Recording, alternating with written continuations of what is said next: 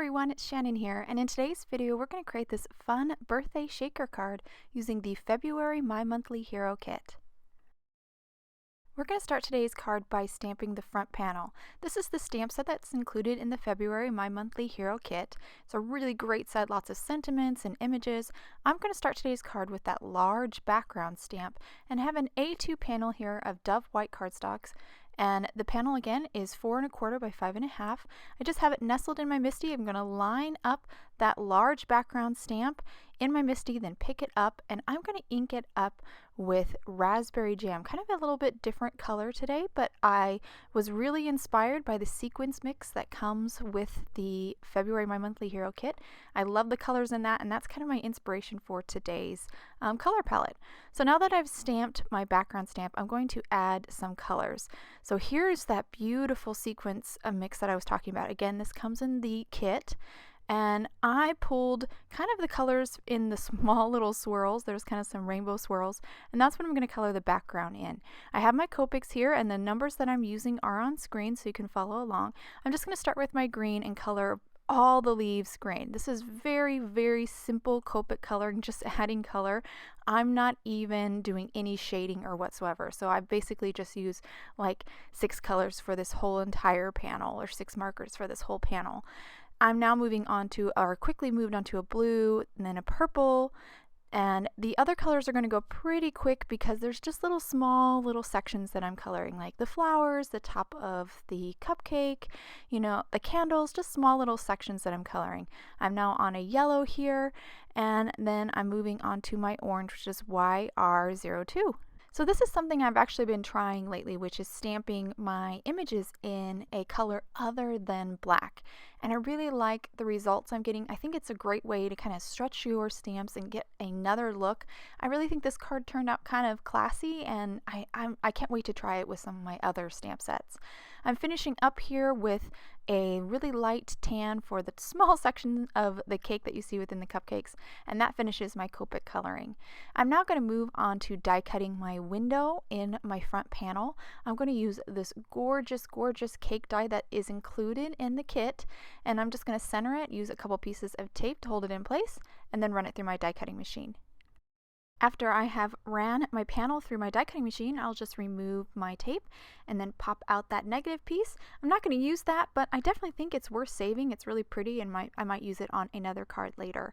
So I have an A2 panel here of some peony cardstock, and before I kind of do a debossing or an impression on that, I have to stamp my sentiment. So I've grabbed a sentiment from the stamp set. I'm just going to center it here on the panel using that stamped die cut window panel to kind of help me get my positioning correct. And once I've centered it, I am again going to ink it up with that raspberry jam shadow ink and then just stamp it right in the center of that panel. I'm now going to move on to adding or a texture, or basically die cutting that peony panel. This just adds a nice detail to the background, kind of adds those cut lines that the cake die creates, and I just think it adds a nice detail. But I do need to center it and get it all lined up, so I'm using that top panel again. Once I've got it centered, I'll then pop in place that die, again use a couple pieces of tape to hold it in place, and then run it through my die cutting machine, both of them. So I have the white panel on top and the peony one underneath, and what that does is creates this beautiful little kind of debossed image. It didn't cut all the way through. I think it's because of my 2 layers of cardstock, but if yours does cut all the way through, it doesn't ruin it. You can just pop it in and glue it down onto your card base, but mine stayed in place, which made it a little bit easier. Now I'm going to adhere my top panel to an A2 sheet of acetate. I have a little bit of kind of parchment paper underneath so you can kind of see that acetate a little bit better on camera, and I've just used some of the precision glue on the back side of the panel, and I'll just glue it right down to that acetate.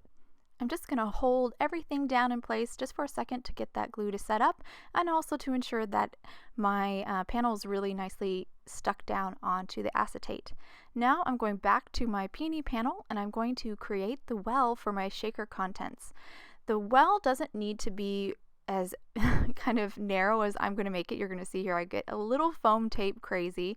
You only really need to create a frame around your A2 panel. You'll see just like here, just that frame right around the edges of your A2 panel is really all you need.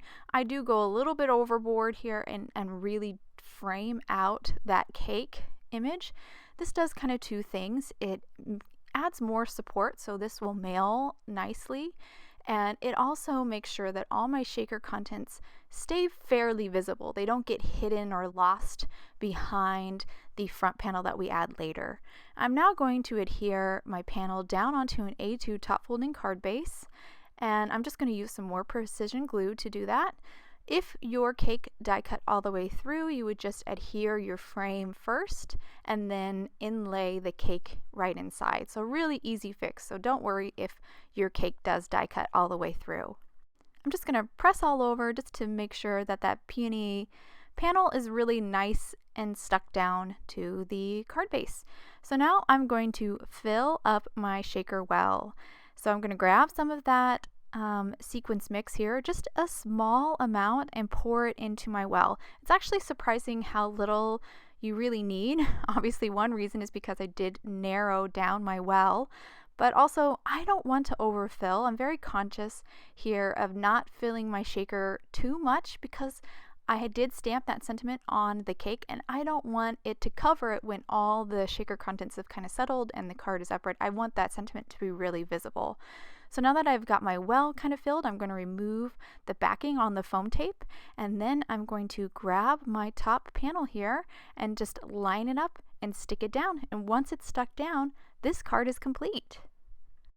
I'll now hold the card up to the camera so you can get a good look at this shaker card. As you can see, our shaker contents are moving freely.